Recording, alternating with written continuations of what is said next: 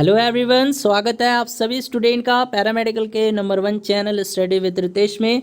तो दोस्तों, आज की क्लास में हम लोग पैरामेडिकल में पूछे गए 2017 के मैथ्स के प्रीवियस पेपर को हल करेंगे। यानी 2017 में मैथ्स के जितने भी क्वेश्चंस पूछे गए हैं उन सभी प्रश्नों को आज की इस क्लास में हम लोग हल करेंगे, और वो भी ट्रिक के साथ प्रयास करेंगे। शॉर्ट से शॉर्टकट मेथड में हर एक प्रश्नों को सॉल्व करेंगे। ठीक है, तो चलिए स्टूडेंट, क्लास को स्टार्ट करते हैं। तो क्लास को स्टार्ट करने से पहले एक छोटी सी रिक्वेस्ट है, यदि आप लोग इस चैनल पर नए हो, पहली बार हो, तो इस चैनल को सब्सक्राइब कर लो और बेल आइकन को हिट कर लो। और दोस्तों, पीडीएफ के लिए, क्लास पीडीएफ के लिए आप लोग हमारे टेलीग्राम चैनल से भी जुड़ जाइए। इसके लिए जाना होगा आपको टेलीग्राम ऐप पे और वहाँ स्टडी विद रितेश सर्च करना होगा और हमारे टेलीग्राम चैनल से भी ज्वाइन हो जाना होगा। तो चलिए बच्चों, आज की क्लास को स्टार्ट करते हैं। चलिए स्टूडेंट, यहाँ से पहला क्वेश्चन आ जाता है 8√15 को 2√3 से भाग देने पर मिलता है। देखिए, बहुत ही ज़्यादा इजी क्वेश्चन है। बोल रहा है कि 8√15 को भाग दे दीजिए 2√3 से, है ना। तो देखिए, पहले यहाँ पे 8√15 है, तो मैं 8 का तो 8 लिख लूंगा। √15 को मैं ऐसे लिख सकता हूँ √5 गुने √3, ऑफकोर्स लिख सकता हूँ।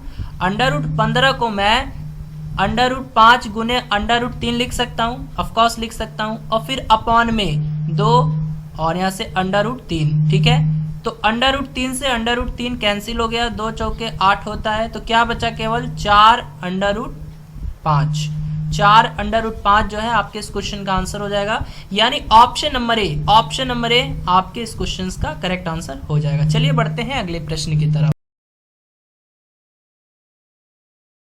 चलिए स्टूडेंट, अगला क्वेश्चन है, इनमें से कौन सा पूर्ण वर्ग है? इनमें से कौन सा होल स्क्वायर है? 90, 900, 9000 या 9 लाख? जल्दी से बता दीजिए। बहुत ही ज्यादा प्यारा क्वेश्चन है, बहुत ही इजी क्वेश्चन है स्टूडेंट। देख लीजिए आपके पैरामेडिकल का एग्जाम का लेवल क्या होता है, मैथ्स के कैसे कैसे क्वेश्चंस पूछे जाते हैं। बस आप लोग थोड़ा सा मेहनत कर लीजिएगा तो मैथ्स में भी, यकीनन मैथ्स में भी जो है आप लोग 15 में से 15 सही करके आ सकते हैं। तो जल्दी से बता दीजिए।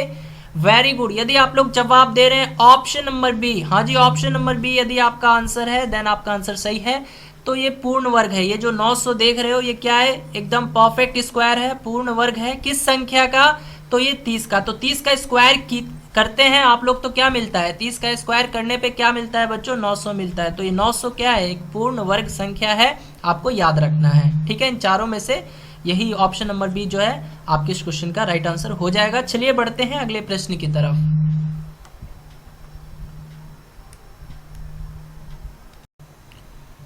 तो चलिए स्टूडेंट, अगला क्वेश्चन है, एक परिमेय संख्या को 5/2 से गुना करने के पश्चात गुणनफल में 2/3 जोड़ने पर -7/12 प्राप्त होता है, वह संख्या है। तो मान लेते हैं बच्चों, माना संख्या x है।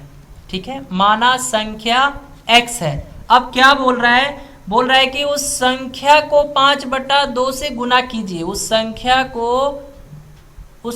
को 5/2 से गुना कीजिए। उसके बाद जो ये गुणनफल प्राप्त हुआ उसमें 2/3 जोड़ना है। उसमें 2/3 जोड़ने पर आपको क्या प्राप्त होता है बच्चों? -7/12।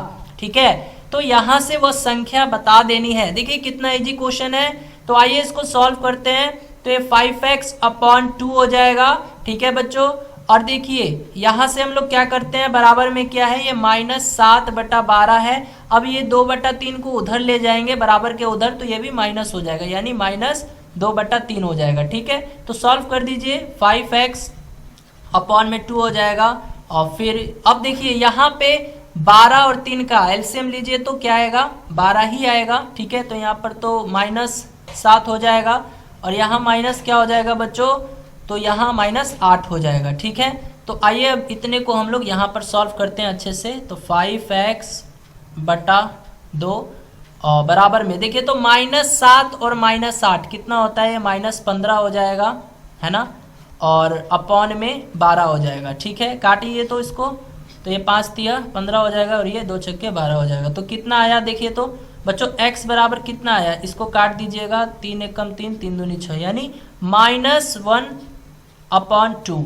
तो तो x बराबर -1/2 यानी ऑप्शन नंबर ए जो है आपके इस क्वेश्चन का राइट आंसर हो जाएगा। चलिए बढ़ते हैं अगले क्वेश्चंस की तरफ। चलिए स्टूडेंट, अगला क्वेश्चन है, एक पत्नी और पति की वर्तमान आयु का अनुपात 5:7 है। 4 वर्ष पश्चात ये अनुपात 3:4 हो जाएगा, तो पति की वर्तमान आयु क्या है? तो बच्चों यहाँ से वर्तमान आयु जो है पत्नी और पति का रेशियो के फॉर्म में दिया हुआ है। तो पत्नी और पति का वर्तमान आयु का जो अनुपात है कितना है? 5:7 है। ठीक है, तो बच्चों ये चीज़ रेशियो में है तो गुने में x कर सकते हैं, यहाँ पर भी और यहाँ पर भी, कोई दिक्कत वाली बात नहीं है। ठीक है, ध्यान से समझना। अब बोला है कि 4 वर्ष पश्चात क्या होता है, यानी 4 वर्ष बाद क्या होता है कि ये जो अनुपात है वो 3:4 हो जाएगा। ऐसा बोला है कि 4 वर्ष बाद उनकी आयु का अनुपात 3:4 हो जाएगा। तो यहाँ से पति की वर्तमान आयु क्या है ये बताना है। ठीक है, तो बच्चों अभी मैं पूछूं x के फॉर्म में पत्नी की वर्तमान आयु क्या है, तो क्या बोलिएगा? 5x है। अगर मैं पति का पूछूंगा x के फॉर्म में वर्तमान आयु क्या है, तो आप लोग 7x बोलिएगा, है ना। अब इसी में मैं अगर 4 ऐड कर दूं इसमें और इसमें भी मैं 4 ऐड कर दूं, तो ये चीज़ तो भाई 4 वर्ष बाद हो जाएगा। देखिए यहाँ पे कहने का ये अर्थ है बच्चों, मान लीजिए 5x है, ये तो वर्तमान आयु है।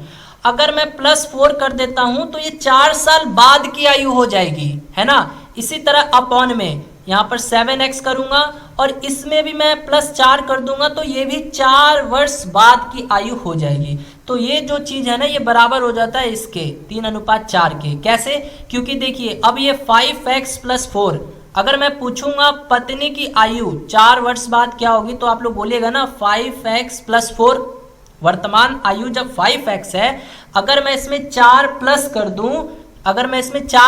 कर दूं, तो ये क्या हो जाएगा? 4 वर्ष बाद की आयु हो जाएगी पत्नी की। इसी प्रकार 7x है, 7x जो क्या है ये वर्तमान की आयु है पति की वर्तमान आयु क्या है? 7x है। अगर इसी में मैं +4 कर दूं तो ये 4 वर्ष बाद जो है पति की आयु हो जाएगी। तो समझ में आया? तो ये भी देखिए 4 वर्ष बाद हो गया, ये भी 4 वर्ष बाद हो गया, तो बराबर हो गया यहाँ से। अब सॉल्व कर लीजिए, x का वैल्यू निकाल लीजिए, तो क्रॉस मल्टीप्लाई कीजिए, तो 5 चौके कितना हो जाएगा? 20x हो जाएगा, और प्लस में फिर 4 चौके 16 हो जाएगा, और फिर बराबर में 7 तिया 21x हो जाएगा, और फिर प्लस और 4 तिया 12। ठीक है, तो यहाँ से देखिए तो 21 में से 20x घटाइएगा, 21x में से 20x घटाइएगा तो x आ जाएगा, और 16 में से 12 को घटाइएगा तो ये 4 आ जाएगा। तो x का वैल्यू कितना आया? 4 आया। ठीक है, x का वैल्यू कितना आया बच्चों? 4 आया। हमको निकालना क्या है? पति की वर्तमान आयु। तो पति की वर्तमान आयु 7x है ना। तो 7 और x का वैल्यू कितना मिला है? 4 मिला है, तो गुने 4 कर देंगे, तो 7 × 4 कितना? 28। तो 28 वर्ष जो है ये पति की आयु हो जाएगी, वर्तमान आयु। ठीक है, तो ऑप्शन नंबर सी जो है इस क्वेश्चन का राइट आंसर हो जाएगा। बच्चों अगर मैं आपसे पूछूं पत्नी का, बता सकते हैं पत्नी का वर्तमान आयु? जल्दी से बताइए, तो पत्नी की वर्तमान आयु क्या होगी? अरे बच्चों क्या कीजिएगा, देखिए x का वैल्यू तो पता चल ही गया है। पत्नी की वर्तमान आयु x के फॉर्म में क्या है? 5x है, तो यहाँ 5 और x की जगह क्या आया है? 4 आया है, तो कितना हो जाएगा? 20 वर्ष हो जाएगा। 5 चौके 20, तो पत्नी की 20 वर्ष आयु हो जाएगी, वर्तमान आयु। समझ में आ रहा है? समझ में आ रहा है तो एक बार बोल दीजिए क्लियर जल्दी से, और एक लाइक दे दीजिए बच्चों। हाँ जी, बहुत अच्छा। चलिए बढ़ते हैं अगले प्रश्न की तरफ। चलिए स्टूडेंट, अगला क्वेश्चन है, यदि पटना में 60% व्यक्ति क्रिकेट पसंद करते हैं, 30% फुटबॉल पसंद करते हैं और शेष हॉकी पसंद करते हैं, तो कितने व्यक्ति हॉकी पसंद करते हैं अगर कुल व्यक्ति 50 लाख हैं तब? ठीक है, तो बच्चों यहाँ पर जो टोटल व्यक्तियों की संख्या है, कुल व्यक्तियों की संख्या है, वो अपने आप में कितना % होगा? जल्दी से बता दीजिए। ये परसेंटेज मैंने पढ़ाया था आप लोग को, तो वहाँ मैंने बताया था। तो कुल व्यक्तियों की संख्या कितनी % होगी अपने आप में? देखिए दुनिया की हर एक वस्तु, हर एक चीज अपने आप में 100% होती है। तो यहाँ कुल व्यक्तियों की संख्या अपने आप में कितनी प्रतिशत होगी? 100% होगी। ठीक है, 100% होगी। अब यहीं से बोला क्या गया है बच्चों, 60% व्यक्ति क्रिकेट खेलते हैं। तो यहाँ से क्रिकेट कितना प्रतिशत बच्चा सब खेलता है जी? 60%। ठीक है। अब बोला है कि 30% फुटबॉल पसंद करते हैं। तो फुटबॉल, बताइए मुझे, फुटबॉल जो है कितना बच्चा पसंद करता है? 30%। 30% व्यक्ति, बच्चा नहीं, 30% व्यक्ति जो है फुटबॉल पसंद करते हैं। तो अब बोल रहा है कि शेष हॉकी पसंद करते हैं। तो हॉकी कितना पसंद करते होंगे? मान लीजिए कुल व्यक्तियों की संख्या 100% है, जिसमें से 60% व्यक्ति क्रिकेट पसंद करते हैं, 30% व्यक्ति फुटबॉल पसंद करते हैं। तो हॉकी कितना करेंगे? 10% ही ना करेंगे जी। देखिए 60 और 30 90 तो हो ही गया, तो 100 में से 90 हो गया, बचा कितना? 10%। तो 10% व्यक्ति जो है हॉकी खेलना पसंद करते हैं। अब यहाँ बोल रहा है कि भाई अगर कुल व्यक्तियों, यहाँ पे कुल व्यक्तियों की जो संख्या दे रखी है वो 50 लाख दे रखा है। बोला है कि अगर कुल व्यक्ति 50 लाख में है, यानी ये पूरा टोटल, ये प्रतिशत में कुल व्यक्ति कितना है? यहाँ पे देखिए प्रतिशत में कुल व्यक्ति कितना है? तो ये 100% है। और संख्या में कुल व्यक्ति कितना है? ये है 50 लाख में। ठीक है बच्चों, हाँ जी 50 लाख में है। तो यहाँ से देखिए तो आप लोग 100%, अब 50 लाख को हम लोग लिख लेते हैं संख्या में इसको, तो कितना जीरो आएगा? जल्दी से बताइए, तो जल्दी से बता दीजिए बच्चों कितना आएगा। तो देखिए इकाई, दहाई, सैकड़ा, हजार, 10,000, लाख, 10 लाख, तो आ गया 50 लाख। ठीक है, तो यहाँ से देखिए तो 2 जीरो से 2 जीरो काट देंगे तो 1% का वैल्यू कितना आ जाएगा? तो बच्चों ये आ जाएगा, देखिए कितना आ जाएगा? 50,000। 50,000 आ जाएगा ना 1% का वैल्यू। पूछा क्या है? पूछा है आपसे कितने व्यक्ति हॉकी पसंद करते हैं। तो हॉकी देखिए तो प्रतिशत में कितना पसंद करता है सब? 10%। तो 10 और 1% का वैल्यू कितना आया है? देखिए तो 1% का वैल्यू कितना आया है? 50,000 आया है। तो गुने में क्या करेंगे? 50,000 कर देंगे। तो ये कितना आ गया? 50,000 में 10 से गुना कीजिएगा तो ये आ जाएगा बच्चों 5 लाख। तो ऑप्शन नंबर बी जो है आपके इस क्वेश्चन का राइट आंसर हो जाएगा। तो बच्चों क्लियर है ये क्वेश्चन? जल्दी से बोल दीजिए क्लियर है। बहुत ही बेसिक से मैं बता रहा हूं हर एक क्वेश्चन को।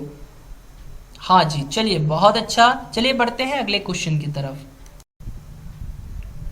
चलिए स्टूडेंट ध्यान दीजिएगा, अगला क्वेश्चन है, अगर 20,000 रुपये उधार 2 साल के लिए 8% ब्याज की दर से लिया गया तो साधारण ब्याज और चक्रवृद्धि ब्याज में क्या अंतर होगा, ये आपको बताना है। और चक्रवृद्धि ब्याज वार्षिक संयोजित होता है। देखिए यहाँ पे सिंपल यही कहा गया है कि यहाँ पे सिंपल इंटरेस्ट और कंपाउंड इंटरेस्ट में क्या डिफरेंस होगा, क्या अंतर होगा, यही पूछा है। तो सबसे पहले क्या करेंगे, जो जो चीज़ दिया हुआ है इसको लिखिए। ये 20,000 क्या है बच्चों? ये प्रिंसिपल है जिसको पी से डिनोट कहते हैं और हिंदी में इसको मूलधन कहते हैं। तो ये मूलधन जो है आपको 20,000 रुपये दे दिया गया है। ठीक है, 20,000 रुपया दे दिया गया है। इसके बाद ये समय देख रहे हो आप लोग, 2 साल का बात किया गया है। ठीक है, 2 ईयर समय भी दे दिया गया है। और इसके बाद ये जो ब्याज दिया हुआ है 8%, यानी रेट जो है जिसको दर कहते हैं, ये 8% आपको दे दिया गया है। ठीक है, अब देखिए अब क्या करना है, सबसे पहले आप लोग साधारण ब्याज निकाल लीजिए। आपको इतना चीज गिवन है तो साधारण ब्याज आराम से निकल जाएगा। कैसे? तो SI यानी सिंपल इंटरेस्ट, साधारण ब्याज बराबर होता है P गुने R गुने T अपॉन में 100। तो P कितना है? 20,000 है। R कितना है बच्चों? तो R है 8%। T कितना है? तो ये है 2 ईयर्स और अपॉन में 100। तो 2 जीरो से 2 जीरो कैंसिल हो जाएगा। तो 8 दूनी 16, 16 दूनी 32, 32 हो जाएगा। और यहाँ पे देखिए 2 जीरो है तो 2 जीरो कर दीजिएगा, यानी 3200 जो है आपका सिंपल इंटरेस्ट आ गया। ठीक है, अब आपको इसी तरह से कंपाउंड इंटरेस्ट भी निकाल लेना होगा, यानी चक्रवृद्धि ब्याज भी निकाल लेना होगा। तो फॉर्मूला क्या होता है बच्चों? CI बराबर होता है, याद रखिएगा, P और फिर ब्रैकेट में 1 + R अपॉन 100 और इस पूरे का पावर T हो जाता है। और फिर माइनस में P। यही फॉर्मूला होता है CI निकालने का, यानी कंपाउंड इंटरेस्ट निकालने का। क्या? P और फिर ब्रैकेट में 1 + R/100 और इस पूरे का पावर T हो जाता है और माइनस में P। P क्या है? प्रिंसिपल है। R क्या है बच्चों? रेट है। T क्या है? समय है। तो आइए अब बनाते हैं। P कितना है? तो ये 20,000 है, ठीक है। और 1 + R कितना है बच्चों? देखिए 8% है, तो 8/100 हो जाएगा। समय कितना है? ये 2 ईयर्स है। और माइनस फिर से ये कितना हो जाएगा? 20,000 हो जाएगा। P 20,000 हो जाएगा, ठीक है। हाँ जी, अब सॉल्व कीजिए। तो स्टूडेंट देखिए अब क्या करना है, यहाँ पे 20,000 कर दीजिए। अब इतने को ही सॉल्व करना बहुत बड़ी चीज़ है ये, जिसका कैलकुलेशन अच्छा होगा वो स्टूडेंट कर सकते हैं, ठीक है। तो यहाँ पर देखिए, तो इसको काट दीजिए पहले।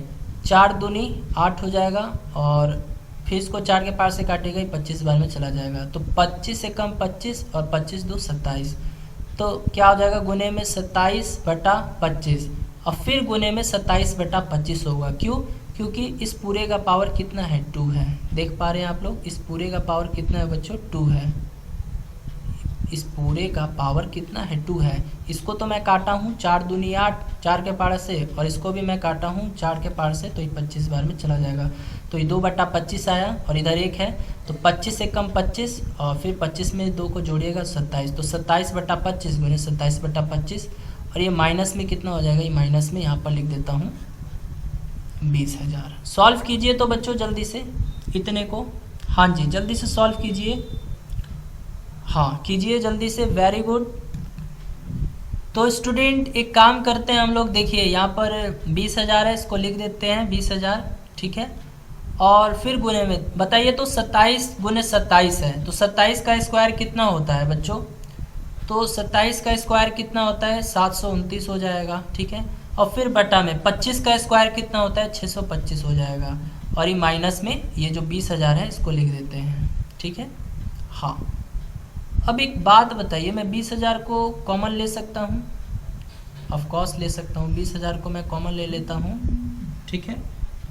हाँ, तो अब यहाँ से 20,000 जो है हम लोगों ने कॉमन ले लिया, तो यहाँ से क्या हो जाएगा? 729 बटा में 625 और ये माइनस में 1 हो जाएगा, ठीक है। तो अब यहाँ पर आप लोग इतने को सॉल्व कीजिए। तो देखिए मैं यहाँ पे थोड़ा सा इरेज कर देता हूँ और यहाँ पे मैं सॉल्व करके बता रहा हूँ आप लोग को, ठीक है। हाँ जी, देखिए थोड़ा सा लॉन्ग प्रोसेस है बट क्वेश्चन बहुत ही ईजी है। तो यहाँ पर क्या हो जाएगा? 20,000, ठीक है। और फिर गुने में देखिए, तो यहाँ पे 729 और माइनस 625 और अपॉन में 625, ठीक है। तो अब बताइए 20,000 और यहाँ 729 में से 625 को घटा लीजिएगा, कितना आएगा? तो कितना आ जाएगा बच्चों? 729 में से 625 को घटाइएगा, देखिए 9 में से 5 जाएगा, 4 आ जाएगा, और 2 में से 2 0 आ जाएगा, 7 में से 6 को घटाइएगा 1 आ जाएगा, यानी 104 आ जाएगा, और बटा में 625, ठीक है। अब देखिए 20,000 को काटिए 625 के पारा से, तो ये बच्चों चला जाएगा 32 बार में। आप लोग करके देख लीजिएगा, 32 बार में ही चला जाएगा। तो यहाँ से 32 गुनी 104, 32 गुनी 104 कितना आ जाएगा? तो ये जब आप लोग कीजिएगा बच्चों, ये आ जाएगा 32 गुनी 104 कीजिएगा, तो ये आ जाएगा बच्चों आपका 3328, ठीक है। तो ये निकल कर आ गया आपका क्या? CI। तो CI भी पता चल गया। देखिए आपको यहाँ से बच्चों ध्यान देना, यहाँ से CI भी पता चल गया, कितना आया है? 3380 आया है, और SI भी आपको मालूम चल गया, ठीक है। तो आप अंतर ही निकालना था, इसी दोनों के बीच कितने का अंतर है, यानी देखिए तो 3328 CI था और SI कितना है? 3200 है। तो आप ही बताइए इन दोनों के बीच का अंतर कितना है? तो 128 रुपये का ही अंतर है। आ रहा है समझ में? तो ऑप्शन नंबर ए जो है आपके इस क्वेश्चन का करेक्ट आंसर हो जाएगा। चलिए बढ़ते हैं अगले क्वेश्चन की तरफ। चलिए स्टूडेंट अगला क्वेश्चन है, एक वस्तु का मूल्य 15,500 था, 450 रुपये उसकी मरम्मत पर खर्च करे गए। यदि उसे 15% लाभ पर बेचा गया तो उसका विक्रय मूल्य क्या था? देखिए वस्तु का कॉस्ट प्राइस है बच्चों, जिसको क्रय मूल्य कहते हैं, ये दिया हुआ है 15,500 रुपये, ठीक है। यानी कोई वस्तु है जिसका मूल्य 15,500 रुपये था। अब होता क्या है बच्चों, 450 रुपये और लग जाते हैं उसकी मरम्मत पर, है ना, यानी 450 रुपये और लग जाते हैं उसकी मरम्मत पर। तो अब ये वस्तु कितने का पड़ा, अब ये वस्तु का मूल्य क्या हो गया बताइए, तो जोड़ दीजिए। तो अब इस वस्तु का मूल्य क्या हो गया, तो आप लोग बोलिएगा सर ये हो गया 15,950। हाँ जी, 15,950 रुपये का ये वस्तु हो गया। अब इसको बेचना है 15% के लाभ पर, यानी अब जो है यहाँ पे प्रॉफिट प्रतिशत आपको दे दिया है कितना, 15%। ठीक है, तो कोई वस्तु का क्रय मूल्य यानी कॉस्ट प्राइस इतना है 15,950 है, और इसको अब बेचा जाता है कितने पे, 15% लाभ पर बेचा जाता है। तो अब इस वस्तु का सेलिंग प्राइस क्या होगा यही बताना है। ठीक है, यानी विक्रय मूल्य क्या होगा यही बताना है। तो बच्चों सेलिंग प्राइस बराबर में फॉर्मूला क्या लिखवाया था, आपको मालूम होगा, CP गुने में 100 प्लस माइनस प्रॉफिट या लॉस और अपॉन में 100, यही होता था ना। देखिए यहाँ पे मैं बिल्कुल बेसिक से बता रहा हूँ, जो बच्चे नहीं भी पढ़े हैं वो भी समझ जाएंगे। ठीक है, तो यहाँ देखिए सेलिंग प्राइस निकालना है, तो सेलिंग प्राइस बराबर कॉस्ट प्राइस कितना है, देखिए तो 15,950 है। ठीक है, और फिर गुने में 15% लाभ है यहाँ पे, तो क्या करूँगा मैं, डायरेक्ट 115 और बटा में पूरे में 100 कर दूंगा। आ रहा है समझ में, ठीक है, इतना तो समझ गए। 1 0 से 1 0 काट दीजिए, अब 5 के पार्ट से काटिए तो 2 बार में चला जाएगा, इसको भी काटिएगा तो बच्चों ये 5 तिया 15 और 19 बच्चे 95, यानी 319 बार में चला जाएगा। तो कितना आ जाएगा यहाँ से, SP बराबर में 319 गुने में 115 और भागा 2। बताइए अब यहाँ से SP अब 319 गुना 115 कीजिए, तो जल्दी से कीजिए बच्चों, 319 गुने 115 कीजिएगा तो यह आ जाएगा 36,685। आप लोग कीजिएगा 36,685 आ जाएगा, और भाग 2 से दीजिए तो ये कितना आ जाएगा, ये तकरीबन जब काटिएगा 36,685 को 2 से काटिएगा तो बच्चों ये आ जाएगा आपका 18,342 रुपया 50 पैसा।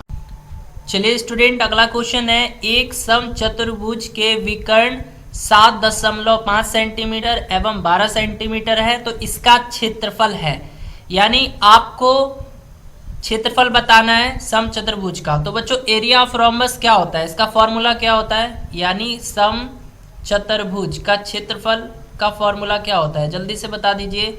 सम चतुर्भुज का क्षेत्रफल का फॉर्मूला क्या होता है, तो बच्चों होता है दोनों विकर्णों का गुणनफल बटा में 2, दोनों विकर्णों का गुणनफल और अपॉन में ये 2 हो जाता है। तो देखिए यहाँ पे पहला विकर्ण, पहला डायगोनल दिया हुआ है 7.5 सेंटीमीटर और दूसरा विकर्ण यानी दूसरा डायगोनल दिया हुआ है 12 सेंटीमीटर। तो देखिए दोनों को गुना कर दीजिए तो 7.5 गुने में 12 और अपॉन में 2। ठीक है, तो इसको काटिए, चला जाएगा 6 टाइम में। तो यहाँ से अब देखिए 7.5 इंटू में 6 गुना करना है। तो एक काम करते हैं, पहले हम लोग 75 में 6 से गुना करते हैं। तो कैसे कीजिएगा, तो देखिए 6 × 5 = 30 होता है, तो 0 लिख दीजिए, 3 हाथ में हासिल ले लीजिए, फिर 7 × 6 = 42 और 3 × 45, तो ये 450 आ गया। यानी जब हम लोगों ने 75 में 6 से गुना किया, 75 में 6 से गुना किया तो ये 450 आ गया। लेकिन यहाँ पे दशमलव भी तो है ना, एक डिजिट के पहले दशमलव है, तो यहाँ भी एक डिजिट के पहले दशमलव लगा देंगे। तो क्या आया आंसर, 45। जी हाँ, 45 सेंटीमीटर स्क्वायर जो है इस क्वेश्चन का आंसर हो जाएगा, यानी एरिया ऑफ रोम्बस हो जाएगा, समचतुर्भुज का क्षेत्रफल हो जाएगा। तो ऑप्शन नंबर डी जो है आपके इस क्वेश्चन का राइट आंसर हो जाएगा। चलिए बढ़ते हैं अगले क्वेश्चन की तरफ। चलिए स्टूडेंट अगला क्वेश्चन है, एक घनाभ की विमाएं 60 सेंटीमीटर गुने 54 सेंटीमीटर गुने 30 सेंटीमीटर है। इस घनाभ के अंदर 6 सेंटीमीटर भुजा वाले कितने छोटे घन रखे जा सकते हैं। पीवीआई क्वेश्चन है स्टूडेंट, बहुत ही ज्यादा इंपॉर्टेंट प्रश्न है। घनाभ और घन से रिलेटेड क्वेश्चन हमेशा आता है, हमेशा। ठीक है, तो देखिए यहाँ पे पूछा गया है कि छोटे घन कितने रखे जा सकते हैं, यानी यहाँ पर आपसे पूछा गया है घनों की संख्या। लेकिन बहुत ही सिंपल क्वेश्चन है ये, घनों की संख्या पूछा है। ठीक है, घनों की संख्या कितनी होगी यही निकालना है। तो बच्चों घनों की संख्या बराबर एक फॉर्मूला होता है, क्या होता है, घनाभ की विमाएं घनाभ की विमाएं, और बटा में क्या हो जाएगा, घन की भुजा का क्यूब। घन की भुजा का क्यूब यानी मैं डायरेक्ट लिख देता हूं a का क्यूब, घन की भुजा का क्यूब। ठीक है, तो यहाँ पे देखिए तो घनाभ की विमाएं कितनी दे रखी हैं, दे रखी हैं 60 गुने 54 गुने 30। ठीक है, और अपॉन में भुजा कितनी है 6 सेंटीमीटर है, इसका क्यूब कर दीजिए। तो मैं काम करता हूँ, क्यूब नहीं करता हूँ, 6 गुने 6 गुने 6 लिख देता हूँ 3 बार। ठीक है, तो इसको काटिए, 10 बार में चला जाएगा, ये चला जाएगा 9 बार में, और ये चला जाएगा 5 बार में। तो देखिए तो 9 पच्चे 45, 45 में 10 से गुना कीजिएगा तो ये आ जाएगा 450। तो कितने घनों की संख्या होंगी, 450 होंगी, यानी ऑप्शन नंबर ए जो है आपके इस क्वेश्चन का करेक्ट आंसर हो जाएगा। चलिए बढ़ते हैं अगले प्रश्न की तरफ।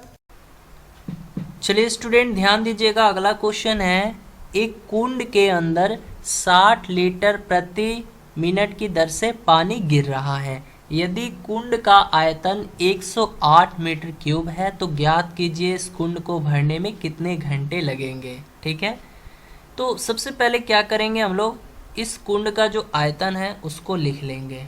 ठीक है, तो कुंड का आयतन कितना दे रखा है बच्चों, तो ये आपको दे रखा है 108 मीटर क्यूब। ठीक है, अब देखिए यहाँ पे ये चीज़ मीटर क्यूब में है और यहाँ लीटर की बात हुई है। ठीक है, तो यूनिट को सेम करेंगे, यानी ये जो मीटर क्यूब है इसको अब हम लोग बदल लेंगे किस में, लीटर में। तो आपको याद रखना होगा कि 1 मीटर क्यूब ये कितने लीटर के बराबर होता है, तो ये 1000 लीटर के बराबर होता है। ठीक है बच्चों, ये 1000 लीटर के बराबर होता है। तो अब यहाँ से क्या करेंगे हम लोग, 108 लिख देंगे और मीटर क्यूब को बदल देंगे लीटर में, यानी गुना में क्या करेंगे 1000 कर देंगे। तो यहाँ से ये चीज़ कितना आ जाएगा, ये आ जाएगा 1,08,000 लीटर। ठीक है, इतना आ गया बच्चों समझ में। अब देखिए बोला है कि ज्ञात कीजिए कि इस कुंड को भरने में कितना घंटा लगेगा, यानी समय का जिक्र किया गया है, समय पूछा गया है। तो समय कैसे निकलेगा, तो इस कुंड का जितना भी आयतन है उसको लिख दीजिएगा, यानी 1,08,000 है ना बच्चों, उसको लिखकर भाग लगा दीजिएगा यहाँ पे जितने भी लीटर प्रति मिनट की दर से पानी गिर रहा है या भर रहा है उससे भाग लगा देना है। तो देखिए तो कितने लीटर प्रति मिनट की दर से पानी गिर रहा है, तो यहाँ पे 60 लीटर प्रति मिनट की दर से पानी गिर रहा है, तो इसमें भाग लगा दीजिएगा। तो आपको यहाँ टोटल समय मिल जाएगा कितना लगा इस कुंड को भरने में। तो 10 से 10 काट दीजिए, तो यहाँ क्या बचा 10,800 बटा 6, काटिए इसको 6 के पारा से। तो ये देखिए तो 6 कम 6 और यहाँ पे फिर शेषफल 4 आ जाएगा, और 8 6 8 48 है ना, 6 8 48, तो 18 आ जाएगा और 2 0 उतर जाएगा। ठीक है बच्चों, तो ये कितना आ जाएगा, ये आपका 1800 क्या आया, मिनट की आवर, मिनट आया। क्यों, क्योंकि यहाँ पे देखिए यहाँ पे 60 लीटर प्रति मिनट की दर से पानी भर रहा है, मतलब गिर रहा है ना, 60 लीटर प्रति मिनट की दर से। तो ये चीज़ भी मिनट में है, तो यहाँ ये जो आएगा ये भी तो मिनट में ही आएगा ना, कट सट के, तो ये आ गया 1800 मिनट। लेकिन यहाँ पे क्वेश्चन में क्या बोला है, घंटा में निकालिए। तो घंटा में निकालने के लिए अब हम लोग क्या करेंगे, 1800 में भाग लगा देंगे 60 से, तो 10 से 10 खत्म। 180 में अब 6 से भाग लगाएंगे तो ये 30 बार में चला जाएगा।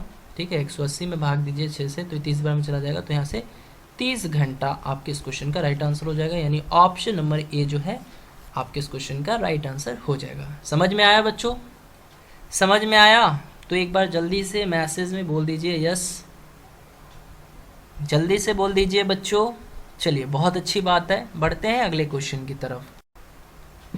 चलिए स्टूडेंट ध्यान दीजिएगा, अगला क्वेश्चन है, एक कुंड के अंदर 60 लीटर प्रति मिनट की दर से पानी गिर रहा है। यदि कुंड का आयतन 108 मीटर क्यूब है तो ज्ञात कीजिए इस कुंड को भरने में कितने घंटे लगेंगे। ठीक है, तो सबसे पहले क्या करेंगे हम लोग, इस कुंड का जो आयतन है उसको लिख लेंगे। ठीक है, तो कुंड का आयतन कितना दे रखा है बच्चों, तो ये आपको दे रखा है 108 मीटर क्यूब। ठीक है, अब देखिए यहाँ पे ये चीज़ मीटर क्यूब में है और यहाँ लीटर की बात हुई है। ठीक है, तो यूनिट को सेम करेंगे, यानी ये जो मीटर क्यूब है इसको अब हम लोग बदल लेंगे किस में, लीटर में। तो आपको याद रखना होगा कि 1 मीटर क्यूब ये कितने लीटर के बराबर होता है, तो ये 1000 लीटर के बराबर होता है। ठीक है बच्चों, ये 1000 लीटर के बराबर होता है। तो अब यहाँ से क्या करेंगे हम लोग, 108 लिख देंगे और मीटर क्यूब को बदल देंगे लीटर में, यानी गुना में क्या करेंगे 1000 कर देंगे। तो यहाँ से ये चीज़ कितना आ जाएगा, ये आ जाएगा 1,08,000 लीटर। ठीक है, इतना आ गया बच्चों समझ में। अब देखिए बोला है कि ज्ञात कीजिए कि इस कुंड को भरने में कितना घंटा लगेगा, यानी समय का जिक्र किया गया है, समय पूछा गया है।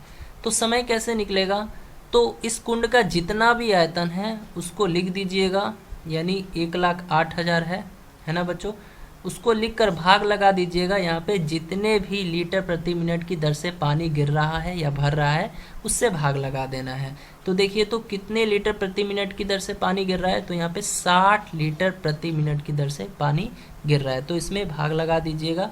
तो आपको यहाँ टोटल समय मिल जाएगा कितना लगा इस कुंड को भरने में। तो 10 से 10 काट दीजिए, तो यहाँ क्या बचा 10,800 बटा 6, काटिए इसको 6 के पारा से।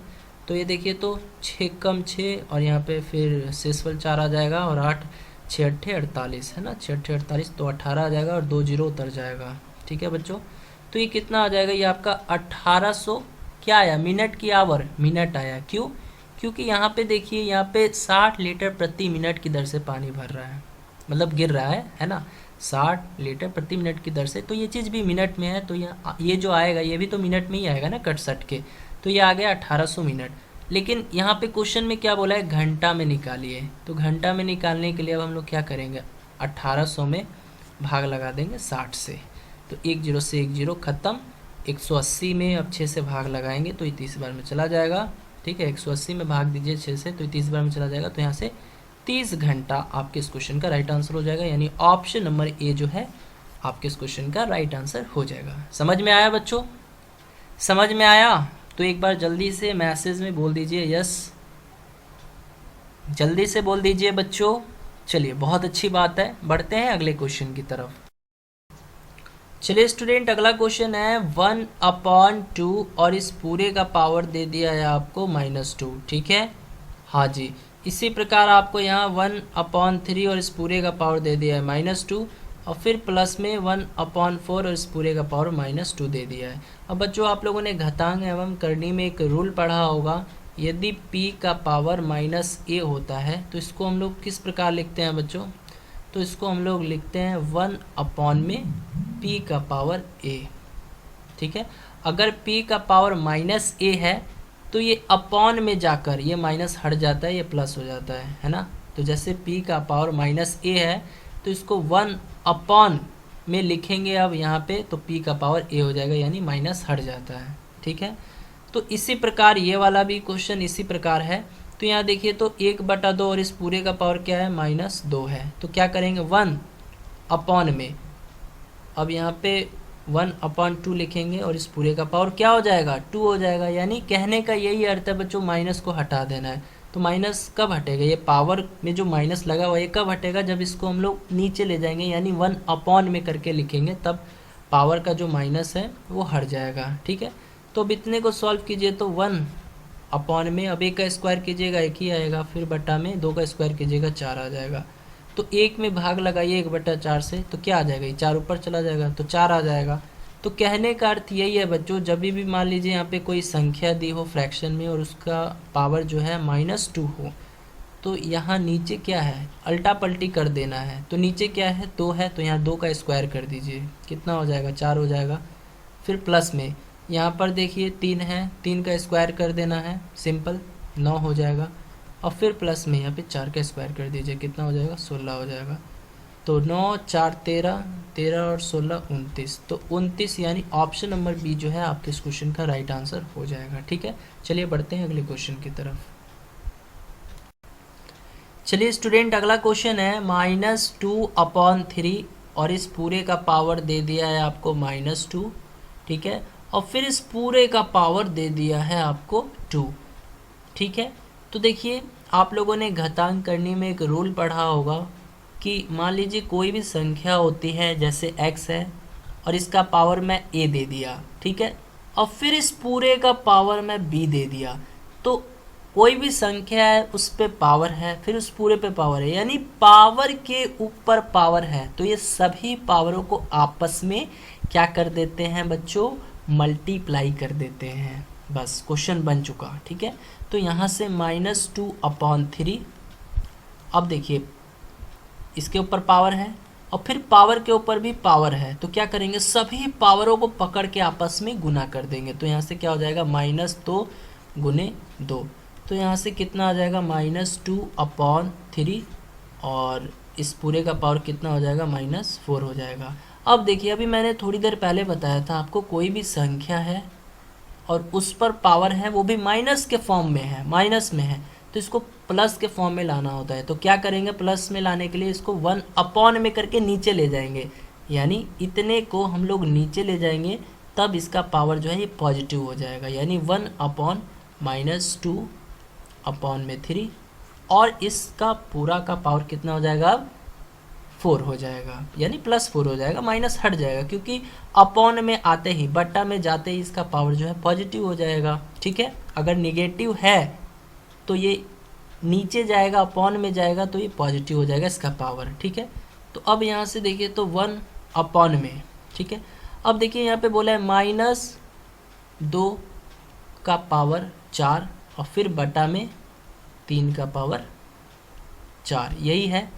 तो देखिए, तो 1/, में अब -2 का पावर 4 बोला है, यानी -2 गुने -2 गुने -2 गुने -2, बहुत ही बेसिक से मैं बता रहा हूँ, ठीक है। और फिर अपॉन में ये 3 गुने 3 गुने 3 गुने 3, क्योंकि 3 का पावर 4 है। तो देखिए, तो माइनस से माइनस खत्म, माइनस से माइनस खत्म, खत्म हो गया बच्चों, समझ में आ रहा है। तो यहाँ से देखिए, तो 2 का पावर 4 कितना हो गया, यानी 2 दूनी 4, 4 दूनी 8, 8 दूनी 16, तो 1/, में 16 आ गया। और फिर देखिए, फिर बटा में ये कितना आ जाएगा, 3 तिया 9, 9 तिया 27, 27 तिया 21, सॉरी 27 तिया 81, 3 तिया 9, 9 तिया 27, 27 तिया 81, तो ये 81 आ गया। तो अब 1 में बच्चों भाग दीजिए, तो 16/81 से, तो ये कितना आ जाएगा, 81/16 आ जाएगा, यानी इसको काटिएगा तो ये आ जाए, कट जाएगा 16×5 = 5.06 मरतबे में, ठीक है। तो ऑप्शन नंबर सी जो है आपके इस क्वेश्चन का राइट आंसर हो जाएगा। तो बच्चों समझ में आया, आप लोग को समझ में आया है तो एक बार जल्दी से मैसेज में यस लिख दीजिए, जल्दी से। चलिए, बहुत अच्छी बात है, समझ में आ गया सबको। चलिए बढ़ते हैं अगले क्वेश्चन की तरफ। तो स्टूडेंट, अगला क्वेश्चन है, एक 5 मीटर 60 सेंटीमीटर ऊंचे ऊर्ध्वाधर खंबे की छाया की लंबाई 3 मीटर 20 सेंटीमीटर है, उसी समय पर 10 मीटर 50 सेंटीमीटर ऊंचे एक अन्य खंबे की छाया की लंबाई होगी, ठीक है। तो बच्चों, जितना भी ये देख रहे हो आप लोग, 5 मीटर, फिर उसके बाद 60 सेंटीमीटर, है ना, फिर 3 मीटर, उसके बाद 20 सेंटीमीटर, फिर यहाँ 10 मीटर और यहाँ 50 सेंटीमीटर, तो इस सबको आपस में जोड़ना होता है ऐसे क्वेश्चंस में।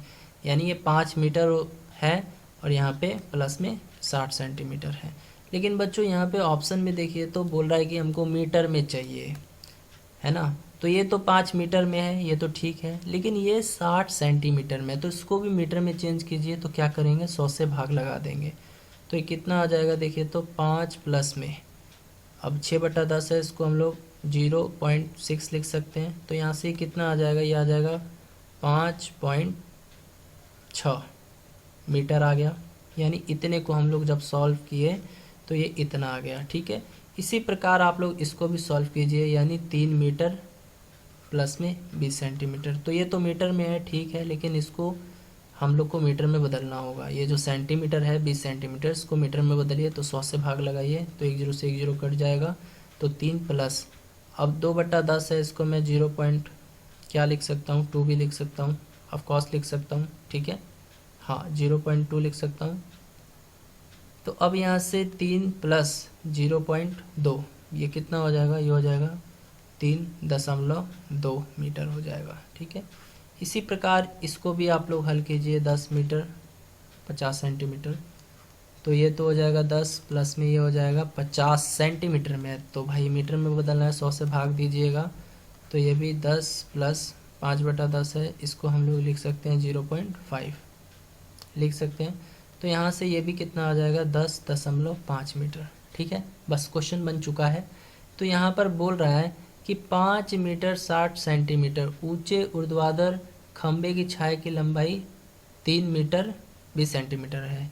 यानी ये जो 5.6 देख रहे हो, ठीक है, ये बराबर हो जाता है किसके, 3.2 के, ठीक है।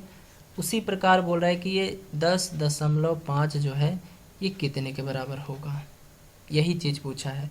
यानी 10 मीटर 50 सेंटीमीटर ऊंचे अन्य खंभों की छाया की लंबाई क्या होगी, तो x होगी मान लिए, ठीक है। तो एक काम कीजिए, ये एरो जो देख रहे हो उसको हटा दीजिए और बराबर का यहाँ पे चिन्ह लगा दीजिए, सबसे सही रहेगा, ठीक है। तो सॉल्व कीजिए इसको जल्दी से। तो आइए अब इसको हम लोग सॉल्व करते हैं। तो देखिए 1 से 1 खत्म, दशमलव से दशमलव खत्म। अब यहाँ से देखिए 32 है और ये 56 है, तो 8 के पहाड़ा में 32 आता है, ऑफकोर्स आता है, कितना बार में, 4 बार में आता है। और 8 के पहाड़ा में 56 आता है तो 7 बार में आता है, ठीक है। अब यहाँ ये 10.5 है, तो मैं दशमलव को हटाऊँगा तो बट्टा में 10 आ जाएगा, लेकिन ये ऊपर चला जाएगा, तो मैं इसको ऊपर लिख देता हूँ 10, दशमलव को हटा के, ठीक है।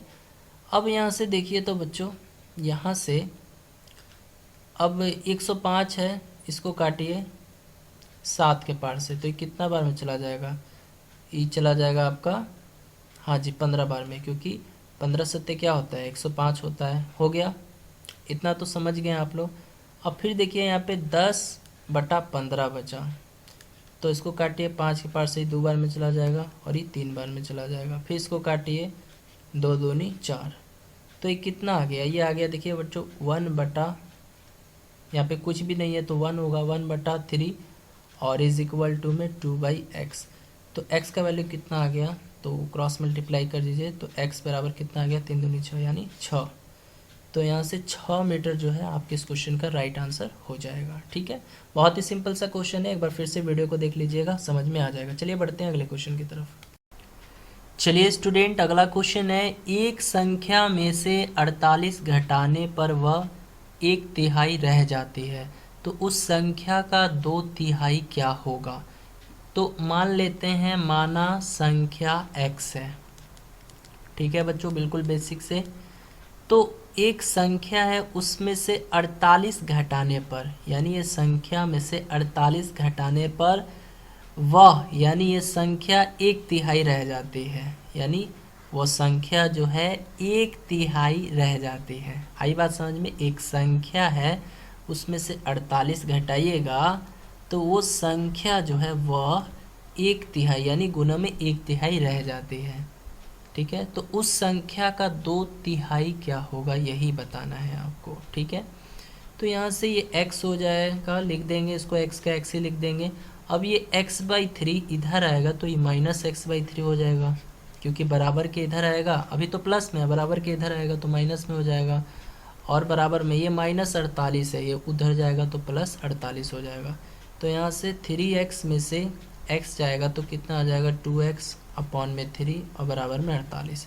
तो देखिए पूछा क्या है कि उस संख्या का 2/3 क्या होगा, यानी ये संख्या है, इसका 2/3 क्या होगा, 48 होगा। आंसर आ चुका है। अरे भाई पूछा है कि उस संख्या, यानी ये संख्या जो है उसका 2/3 यानी 2/3 भाग जो है क्या होगा, तो ये 48 ही होगा ना। तो ऑप्शन नंबर डी जो है आपके इस क्वेश्चन का राइट आंसर हो जाएगा। बढ़ते हैं अगले क्वेश्चन की तरफ। चलिए स्टूडेंट, अगला क्वेश्चन है 2 का पावर 9 और फिर ये आ गया 6 घात की करनी और फिर ये आ जाता है इसके ऊपर 3 घात की करनी और इस पर पूरे का पावर हो जाता है 4, ठीक है। फिर गुना में, फिर यहाँ पे 2 का पावर 9 और फिर यहाँ पे आ जाता है 3 घात की करनी और फिर इस पूरे का जो है 6 घात का करनी और फिर इस पूरे का पावर बच्चों 4 हो जाता है, ठीक है। अब देखिए कैसे इस क्वेश्चन को हम लोग सॉल्व करेंगे, 1 मिनट। चलिए अब ध्यान देना है बच्चों। तो यहाँ क्या करेंगे, जैसे 2 का पावर 9 है तो ये 2 का पावर 9 लिख देंगे, ठीक है। अब मुझे आप लोग बताइए ये कितने घात की करनी है, ये कितने घात की करनी है, 6 घात की करनी है, ठीक है। तो करना कुछ नहीं है, जैसे मान लीजिए ये तो जो है, ये जो है ना इसको लिख देना है, यहाँ पर देख रहे हो जो,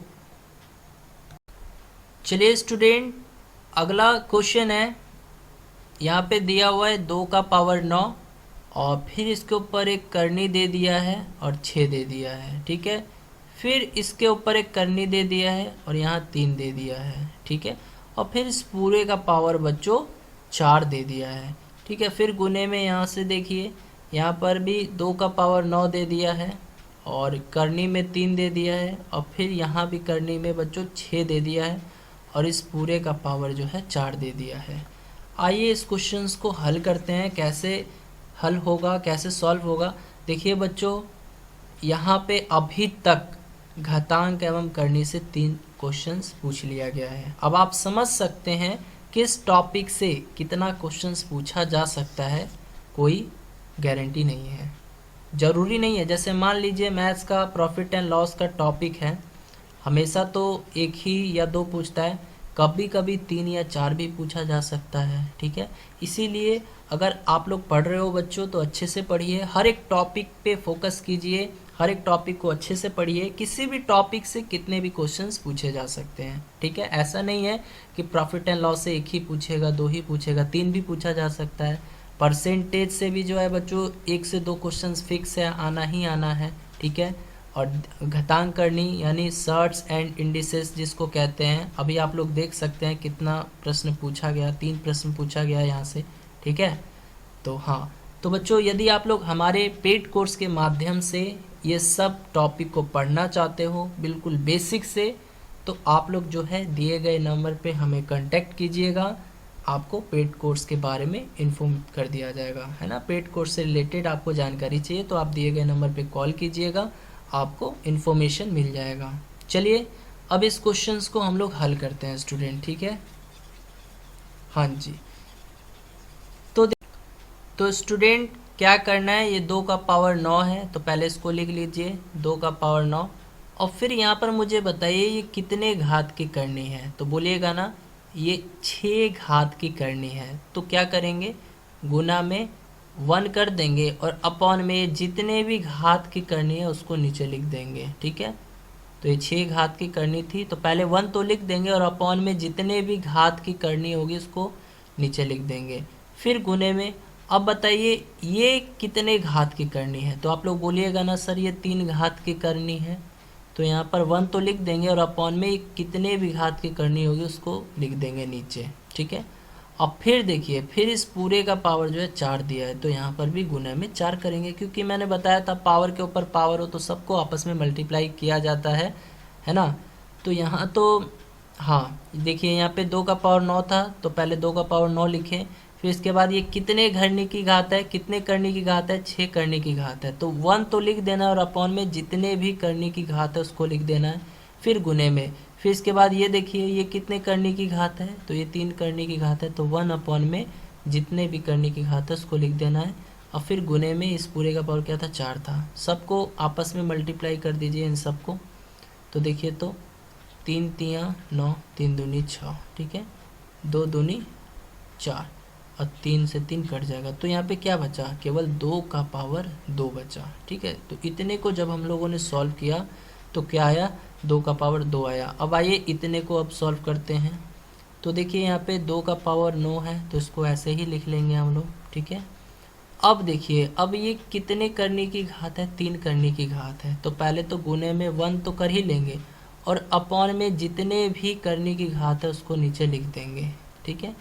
अब फिर गुने में, फिर देखिए तो यहाँ ये कितने करने की घात है, 6 करने की घात है, तो गुने में 1 तो कर ही लेंगे, ठीक है, और अपॉन में जितने भी करने की घात है उसको नीचे लिख देंगे, ठीक है। अब फिर इस पूरे का पावर जो है बच्चों देख पा रहे हो 4 दिया हुआ है, तो यहाँ पे गुने में 4 कर देंगे। सॉल्व कीजिए तो 3 तियाँ 9, 3 दूनी 6, 2 दूनी 4, तो यहाँ से भी बच्चों गुने में क्या आया, 2 का पावर 2 आया। यानी देखिए जब इसको सॉल्व किए थे तो 2 का पावर 2 आया और बीच में गुना का चिन्ह था तो गुना किया हम लोगों ने, और फिर जब इसको सॉल्व किया हम लोगों ने तो 2 का पावर 2 यानी 4 ही आया। तो यहाँ पे लिख दीजिए 2 का पावर 2 4। अच्छा ये करना नहीं है, देखिए सॉल्व नहीं करना है क्योंकि इसका जो आंसर है वो 2 के पावर में ही है। तो देखिए तो यहाँ से बच्चों ये 2 है, ये 2 है, बेस समान है, तो बेस समान है तो इसको एक बार लिख लीजिए। तो बेस समान है तो पावर क्या होता है, ऐड होता है। तो यहाँ से 2 + 2 कितना हो जाएगा, 4 हो जाएगा, यानी 2 का पावर 4, यानी ऑप्शन नंबर डी जो है आपके इस क्वेश्चन का राइट आंसर हो जाएगा। तो बच्चों आज की क्लास कैसी लगी? अगर आज की क्लास अच्छी लगी हो और आप लोग चाहते हो कि इसी टाइप के प्रीवियस पेपर को मैं सॉल्व करूं, यानी हर एक क्वेश्चंस को मैं सॉल्व करूं, गाइज आज हम लोगों ने 26 से लेकर 40 तक के बीच में जितने भी प्रश्न थे जो आपके पैरामेडिकल के एग्ज़ाम में पूछे गए थे, हर एक प्रश्न को हम लोगों ने देखा। तो बच्चों यदि आज की क्लास अच्छी लगी हो और आप लोग ऐसी क्लासेस और भी चाहते हो, physics, chemistry, biology, maths, Hindi, तो आप लोग जो है अपना फीडबैक वीडियो के कमेंट सेक्शन में जरूर दीजिएगा। तब तक के लिए मिलते हैं, तब तक के लिए बाय बाय।